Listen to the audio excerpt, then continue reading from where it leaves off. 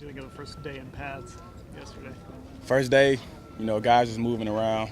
We got a chance to see what guys really made of. Once you run around with just shirts and pants, you really can't tell how hard a guy is, how tough he is, how physical he is. So it was good to see our defense move around, hit people, show the physicality, and it was just an overall good practice. We got things to work on, but it's first day. So what were you thinking when the siren was going on?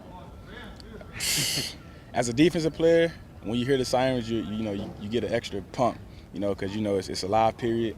You finally get to tackle, and that's what we need to work on as a whole is just tackling, getting guys on the ground. Like I said, seeing who's physical, and just getting after it. So when you hear sirens, it's ready to step it up a notch. Chris, what have you seen from Demario Davis, and what do you think it's going to be like having him next to you inside?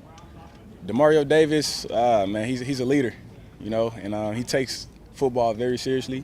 He get the guys together and make sure we all on the same page, make sure we all doing our job, holding each other accountable. So, with Demario being in the middle, he's taking full leadership of the defense, and that's something that we need with our middle linebacker. And he's done a great job since he's been here. He grasps the playbook fast, and he's just helping some of the younger guys, and I'm still learning from him as well. So he's doing a tremendous job while he's here, and now we just got to see how we're going to go out through camp and go into the season. How long did it kind of take him to?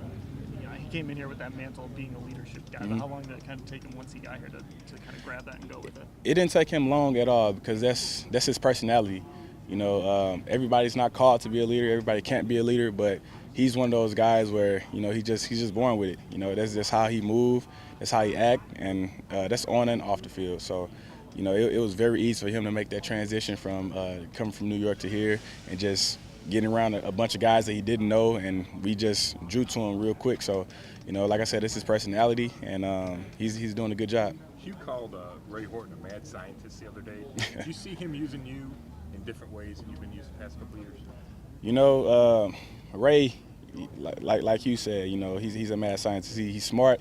He knows what he's doing, and as you can look down the history of him being a defense coordinator with his defenses, they've been in the top 10 defense with him being in charge. So I can see him using me in whatever way he need me to do. So right now I'm grasping the playbook to a T, and just running around in camp, just trying to figure out where I'm going to be my strong point at, and we'll see where it take me. Chris, the D-line coach yesterday, Nunn, said that Danny Shelton could change the way we play defense. Mm-hmm. He does what we want him to do. He plays right in front of you, so can you expound on what that would do? Danny, ever since he came in as a rookie, his energy and what he brings to the field is ridiculous. And he's a bigger guy, so he can clog up the middle, but at the same time, he's fast on his feet. So when you have a guy with both those attributes, like it's crazy. So he's a character too as well. So he always get everybody hyped, and I'm just looking forward to see his year two. Shouldn't that clear up you to be free a little bit more if he's doing that? Oh yeah, whenever you got a big guy like that that can take two, before the game I'll tell him, you keep taking two, I'll take you out to dinner.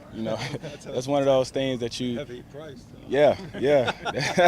That's one of those things that you really love in a defensive lineman is a guy that can move and take two at the same time. So Danny's doing a good job, and he's starting off his year two right.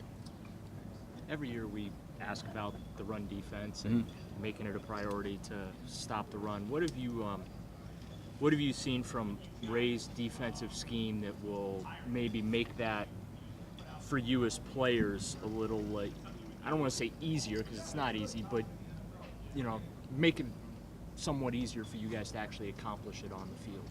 Well, the thing with Ray, he holds every one of us accountable. So once we have our gap responsibility, once we have where we're supposed to be at on the field, you start wanting to do your job, so you won't let your other teammates down. So like once you have like a gap responsibility, that's your gap. So if I'm not in this gap, I'm letting the next man to me down. So that's something that Ray really stresses, accountability in one another. So with his way of coaching defense and with his way of play calling, I think we'll be very sound in the run defense. So right now we're still freshening up things and fixing things that we need to fix. And, you know, like I said, we're about to go to day 2 of pad. So we just continue to work, and we'll see where it takes us. You're still running the 34. Is there a drastic difference between what Ray is going to ask you guys to do overall, schematically, defensively, or is it just pretty much similar to what you did last year and maybe just a few tweaks? I mean, once you've been playing in a defense for so long, since college ball, like defense is kind of similar. It's just little tweaks here and there. People coach a little different.